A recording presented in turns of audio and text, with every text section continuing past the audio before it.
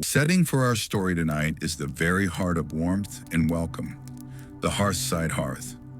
This place is more than a bakery, it is a repository of shared memories, quiet peace, and unbroken routine. As you begin to listen, allow yourself to sink deeper into the comfort of your surroundings. Take a deep, slow breath in, filling your lungs completely, and let it out slowly, releasing any tension you might be holding. Allow your entire body to gradually ease into a deep state of rest. Feel the weight lift from your shoulders, the tension dissolving from your jaw, and the muscles in your face soften completely. Just know that as you continue to relax, any lingering discomfort will melt away, bit by bit, allowing you to drift into a soft and soothing sleep. For now, just immerse yourself completely in the exquisite, deep, and tranquil world of this long, comforting story. The raindrops patter softly against the bedroom window. The steady, rhythmic sound is the first thing Elara registers as she drifts from sleep to wakefulness. She focuses on the sound, realizing its comforting, unwavering consistency. It is the natural metronome of the late autumn morning. She smiles, embracing the quiet predictability of the day. This sound is a reminder that she is exactly where she is meant to be, held by the constancy of the seasons. Elara stretches her arms and legs slowly, feeling the satisfying, deep pull in her back and shoulders. She savors these precious, silent moments before the day demands her attention, before the first customer arrives, before the oven starts to roar. Although she starts her morning before all of her neighbors, Elara embraces the profound solitude. She is the keeper of the warmth, the one who sparks the light that will greet the town. She slides her feet into plush, thick slippers, a cherished gift from her grandmother, and pads softly into the kitchen. The air is cool, carrying the faint, lingering scent of cinnamon clinging to the fabric of her robe from yesterday's baking. She walks to the counter and sets the kettle on, listening for the immediate, tiny hiss as the element begins to work. While waiting, she opens her small, silver tin of tea leaves, carefully selecting a spoon and filling the tea ball with her favorite cranberry orange spice black tea. She carries the tea to her spot on the wooden window seat. The first sip is sharp and clean, quickly followed by the profound warmth that spreads through her. Looking out, the world is a muted watercolor of grays and soft browns. She watches a lone, determined robin hopping on the wet lawn, searching for breakfast, its red breast a stark contrast to the surrounding gray. She washes her cup, polishing the inside until it squeaks, and hangs it on the bamboo drying rack. This small act of cleanliness is the first commitment of her day, an affirmation of order and peace. In the hallway, she pulls on her wool hat and the chunky cable-knit scarf Celia made for her, adjusting the soft fibers against her neck. The wool smells faintly of lavender and sunshine, Celia's signature, comforting scent. Then she picks up her reliable bright yellow umbrella. Closing the door behind her with a soft click, she steps out onto the walkway. The umbrella pops open, a cheerful burst of yellow above her head, an immediate shield against the drizzle. She waves to the little white cat nestled in her neighbor's window, noticing today the tiny black cat is draped over its shoulder. Two perfect semicircles of monochrome fur completing the peaceful scene. As she walks, the only sound is the gentle pitter-patter on her umbrella and the shush of her boots on the damp pavement. She passes the row of small oak trees whose leaves, now bronze and amber, cling stubbornly to the branches. Up ahead, the brightly painted door of the Hearthside Hearth comes into view. The swirls of color, greens, blues, oranges, seem to promise sanctuary and cheer, even on the bleakest morning, standing as a testament to defiance against the gloom. Elara pulls out her set of brass keys and inserts one into the lock. The old door creaks its greeting. a deep, resonant sound as familiar as her own voice. She shakes off her umbrella, hangs it meticulously on the antique coat stand, and flips the light switch. The overhead lights hum softly to life, a gentle electric chorus. She walks straight to the seating area and plugs in the fairy lights. They twinkle above, chasing away the deep shadows. This ritual, the immediate transformation from darkness to light, always fills her with quiet power. She smiles. The bakery is awake. She heads behind the counter, opens her storage bin, and pulls out the coffee beans. She pours them into the heavy-duty grinder. The sound is robust and deeply satisfying, a mechanical purr that instantly fills the air with the rich, deep aroma of freshly crushed espresso. She takes a moment, breathing in the scent deeply. It is the signature perfume of the bakery, the official, unmistakable start to the day.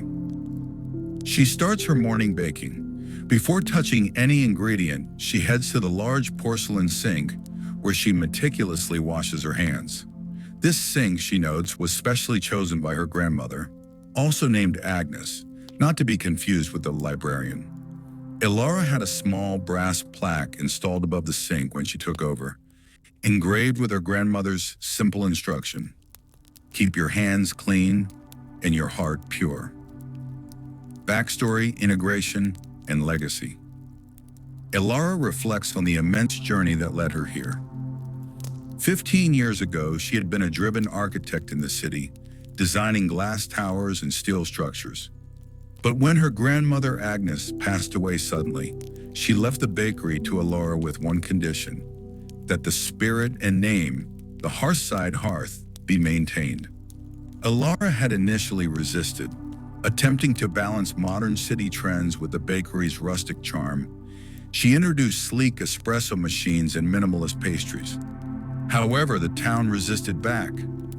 Old Duncan had asked her one morning, with palpable sadness, "Where are grandmother Agnes's simple cinnamon rolls, child?" It was a turning point. Elara realized she wasn't running a business. She was inheriting a legacy and stewardship. She packed up her city life, threw out the complicated recipes, and pulled out her grandmother's well-worn, butter-stained cookbook.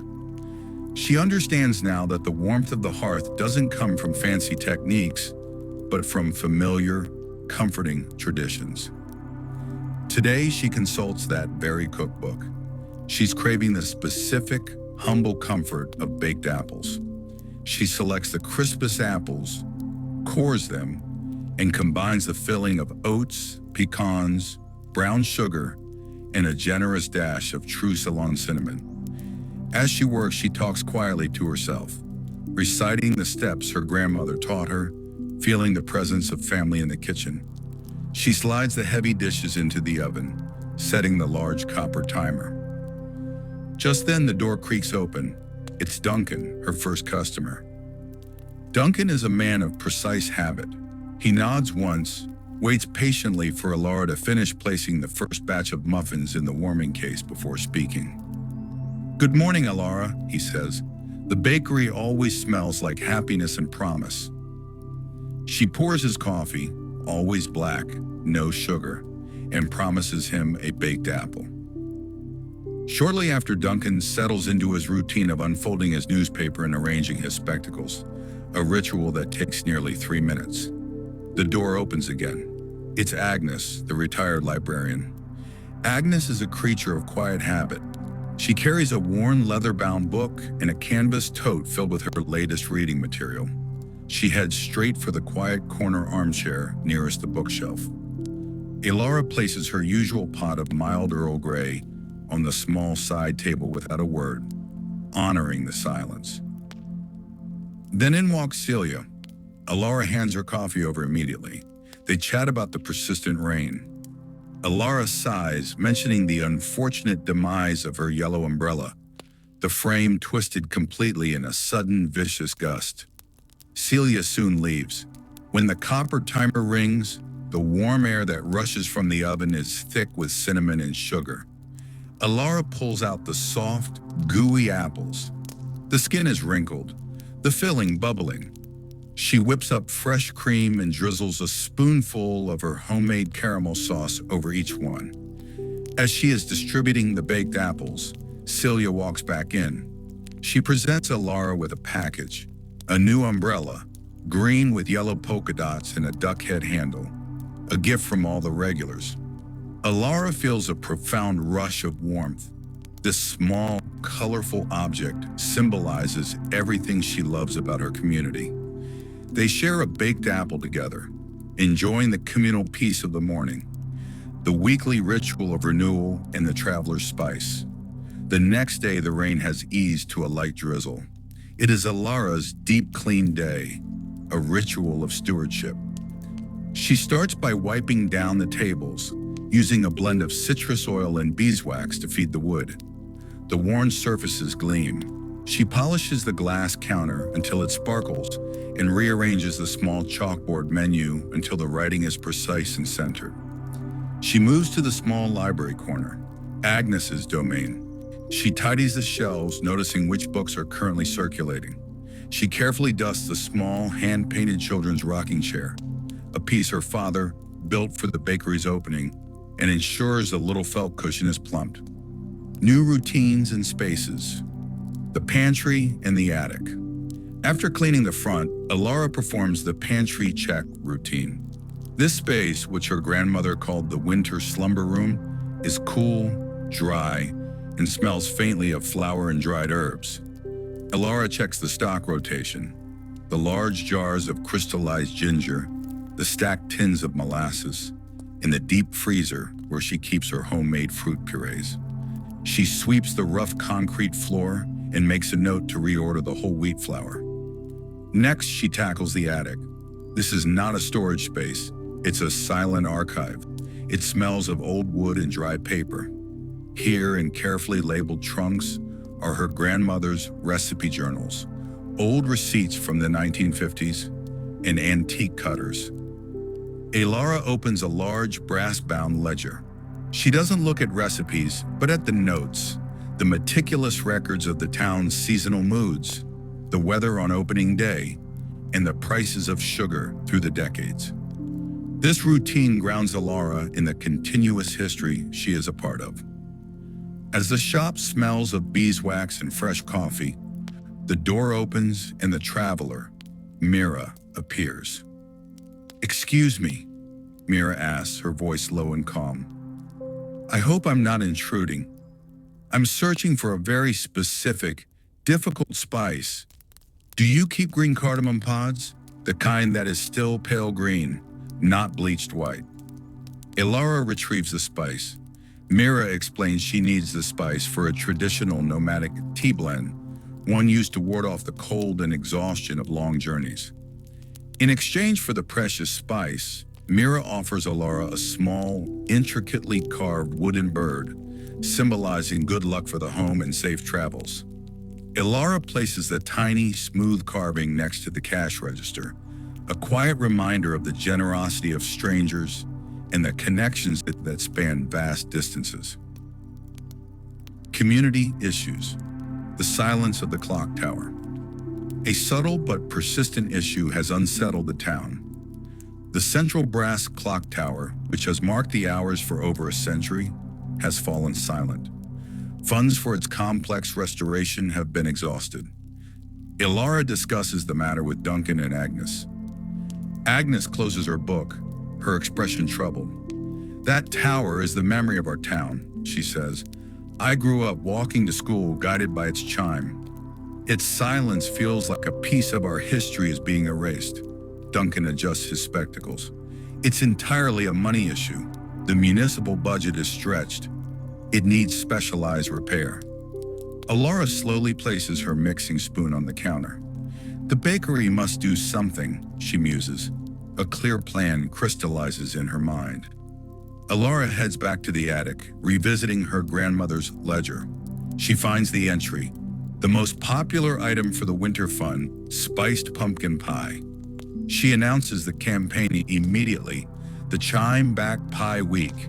Every cent of profit from the sale of her grandmother's famous spiced pumpkin pie during the following week will go directly to the Clock Tower Restoration Fund.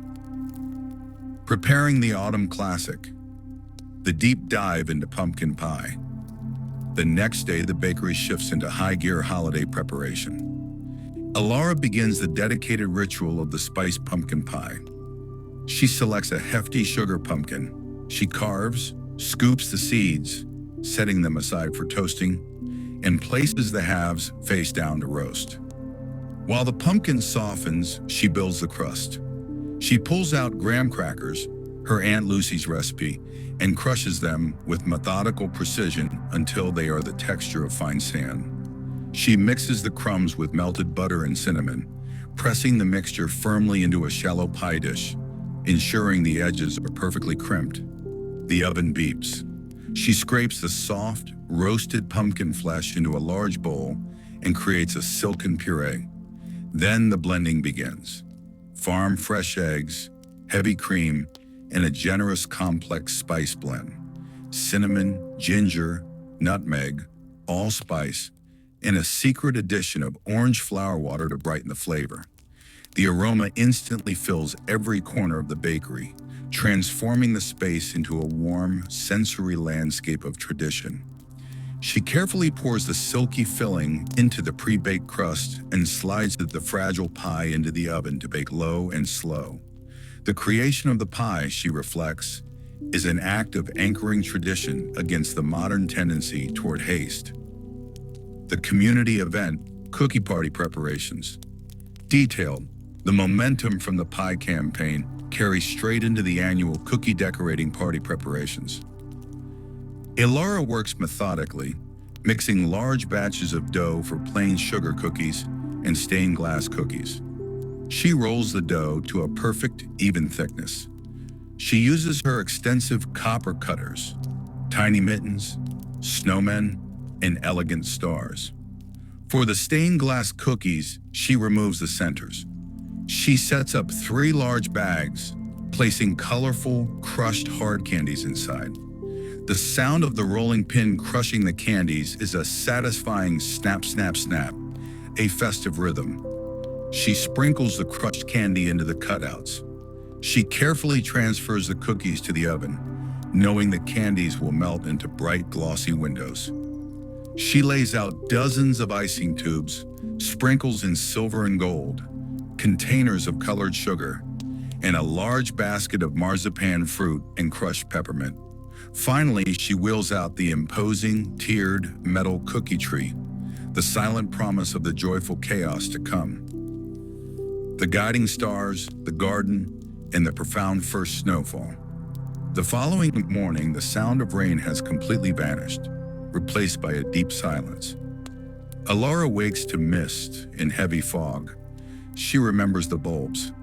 She finds the paper bag filled with flower bulbs, daffodils, narcissus, and hyacinth, and tucks it into her coat pocket. She walks into the bakery, turns on the lights, and plugs in the fairy lights. She sets up her gleaming double boiler for the fudge. She prepares the peppermint, orange chocolate, and hazelnut batches. Just as the hazelnut batch is cooling, Celia arrives. "The fog was so thick, I could barely see my hands," Celia explains. But then, through the veil, I saw the twinkling lights in the bakery windows. They were like little guiding stars, so steady and bright, ushering me home. Elara is touched. She finishes the hazelnut fudge. The moment is perfect for the bulbs. She and Celia head out to the small garden with their trowels. They kneel down and dig into the damp, cool earth. They discuss the town's history, the memory of the Great Flood, and the resilience of the community. They plant the daffodils and crocuses, burying the promise of spring in the cold, dark ground. As they step back inside, the door opens, and the first guests for the cookie party begin to arrive. Soon, the bakery is buzzing. Elara glances out the window, and just as she feels a wave of profound contentment, she sees the very first hesitant snowflakes fall. A child near the window gasps loudly, "It's snowing!" The room falls silent as every face turns to the window. Feeling an irresistible pull, Elara quietly slips outside. She steps onto the fresh, cold pavement, spreads her arms out, and twirls slowly, catching the delicate flakes on her cheeks and tongue. The silence of the snow is immense and beautiful. She returns to the warm bakery. She watches her community celebrating, decorating intricate snowmen, trees, and stars. Duncan even attempts a tiny, elaborate icing pattern on a sugar cookie. Elara knows this is the ultimate act of belonging, sharing warmth, sweetness, and light against the cold. The quiet, close, and evening reflection, the end of the day's cycle. As evening settles, the cookie party winds down. Elara cuts generous slices of the pumpkin pie and pieces of the fudge for the remaining regulars. After the last guest leaves, Elara begins her closing routine, a slow, deliberate winding down. She collects the plates, meticulously cleans the icing from the tables, and sweeps the floor, ensuring every sprinkle is gathered. The only sounds are the clink of ceramics and the swish of the broom. She organizes her tools for the next day, setting out the flour and sugar, ready for tomorrow's cinnamon rolls. Elara approaches the fairy lights, the final act of the day. She takes a long, slow breath, inhaling the combined scent of espresso, cinnamon, and burnt sugar, the fragrant memory of a full, happy day. She pulls the plug. The sudden drop into darkness is absolute, leaving only the soft glow of the streetlights filtering through the window, catching the faint reflection of the metal cookie tree. She puts on her thick coat, pulls the duck-head-handled umbrella over her arm, and steps out, pulling the door shut behind her. As she walks home, the fresh snow muffles the sounds of the street. She looks back one last time at the multicolored door, now just a muted block in the night, a silent sentinel of warmth. The bakery is asleep, but Elara carries its profound peace with her. She is tired but content. She is home and she is loved. And she knows that tomorrow the light will return, the kettle will hiss, and the twinkle will reappear, ready to welcome the next day and the next perfect moment of community at the Hearthside Hearth. The ultimate, infinite cozy magic of Elara's Hearthside Hearth, a full seasonal cycle. Deeply extended, Part 2, the quietude of winter and the return of light. Part 1 of the story concluded after the cookie party, the first snowfall, and Elara's launch of the Chime Back Pie Week campaign to repair the town's clock tower. This section focuses on the deepening of winter and the anticipation of spring. The deep quiet of winter and the weekly Hearthside gatherings. The weeks following the cookie party settled the town into a profound, silent winter slumber. Snow formed a thick, unbroken blanket over the town streets. While the world outside was a frozen, pastel-toned landscape, the Hearthside Hearth became an even more essential sanctuary. Elara's morning routine adjusted. Instead of the gray-brown watercolor view from her window, she saw the sharp reflection of bright blue-white snow. Her walk was slower, more deliberate. Her boots made a soft, crunching sound on the fresh snow, a sound that represented the quietude and introspection that winter promised. No matter how cold it was outside, Elara maintained the warmth and the steam of the coffee machine. Throughout the week, small, informal, and well-attended gatherings began. Tuesday mornings, history and memory session. Agnes and Duncan would gather with their coffee and steeped tea to pore over Old Town ledgers and newspaper clippings. Agnes kept careful track of the funds accumulating for the silent brass clock tower restoration. Duncan would read aloud the week's most important historical facts. Thursday, afternoons, knitting and story sharing. Celia would arrive with a few neighbors. The rhythmic click-clack of their knitting needles was a comforting counterpoint to the oven's steady hum. Elara would listen to Celia's tales of complex yarn patterns and local legends. During these sessions, Elara would experiment with menu ideas for the approaching season, this time developing a cardamom bun inspired by Scandinavian winters. Elara knew these routines were the lifeblood of the community. Her role was not just to bake food, but to provide the warmth and space that made these memories possible. The Clock Tower Fund. Reaching the goal. One Tuesday morning, Agnes placed a ledger on the table. The funds from the pie sales, flowing in like a small, steady stream, had finally reached 90% of the required restoration costs. "We are so close to bringing back a century of sound," Agnes said, her voice emotional. Duncan folded his newspaper. "We must be creative for the remaining 10%, Elara. Winter has slowed the town down. People are reluctant to leave their homes." Elara thought for a moment, tracing the pattern on her apron. "A grand gesture is needed. A winter solstice gala. We will host it here after hours and charge a high price of entry, but offer a special one-time pastry, a symbol of the returning light. The Solstice Project, the grandmother's vault." Elara knew the perfect pastry. She returned to the attic and found the brass-bound recipe ledger. Tucked into the back was a parchment brittle with age labeled "Solstice Cake, My Mother's Light." The recipe was for an incredibly dense, layered almond and citrus cake, topped with a mirror glaze and thin edible gold leaf to symbolize the sun's return. The recipe required 3 rare ingredients she did not stock: Maltese blood oranges, true marzipan, not the commercial kind, and saffron of the highest grade. Elara utilized her community network. Duncan, using his precise organizational skills, tracked down the saffron from an importer in the city. Agnes located a small batch marzipan maker an hour away. Celia and her knitting group agreed to decorate the bakery for the gala, transforming it into a hall of silver, white, and gold. The solstice cake itself was a labor of love. Elara spent a full day zesting and juicing the blood oranges until her kitchen was saturated with their heady perfume. She folded the homemade marzipan and ground almonds into the batter, ensuring a delicate yet substantial crumb. When the multi-layered cake finally emerged from the oven, it had the weight and presence of a monument. The night of the solstice gala was a success. The bakery, draped in silver tinsel and fairy lights, shone like a jewel. The climax of the evening was the auction of the first slice of the solstice cake. A friendly bidding war erupted between Duncan and Celia, resulting in a generous donation that pushed the fund past the 100% mark. The next morning, the town woke to a profound sound.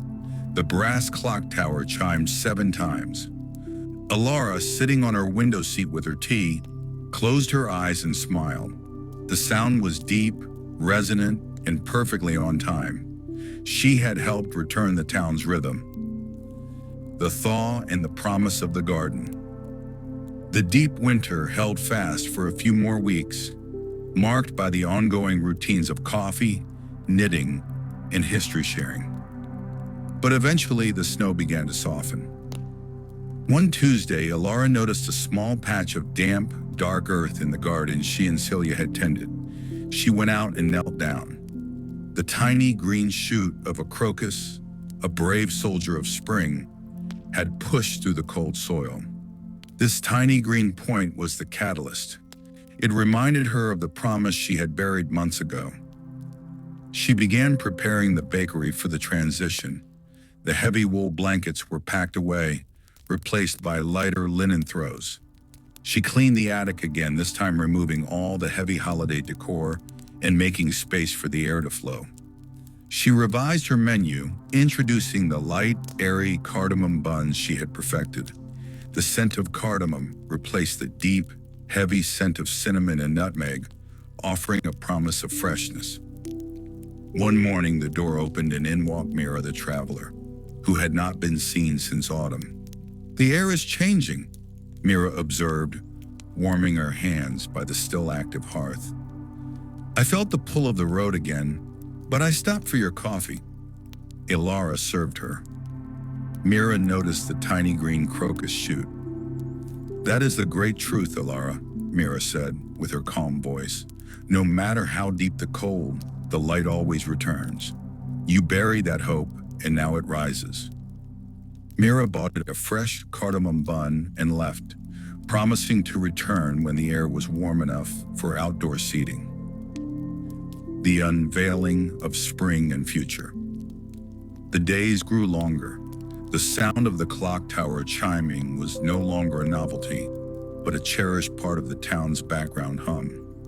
Elara walked to the bakery one morning and saw the daffodils and narcissus she and Celia had planted, now fully bloomed, a riot of yellow and white bursting forth from the dark earth. The bright, cheerful display mirrored the change she felt within herself. The deep work of the bakery was done. She had honored her grandmother's legacy by maintaining the traditions, solved a community crisis by rallying her regulars, and cared for her space through deep seasonal routines.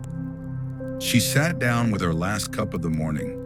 She looked at the colorful, duck-head-handled umbrella hanging by the door, the small wooden bird carving next to the till, and the old brass ledger on the counter.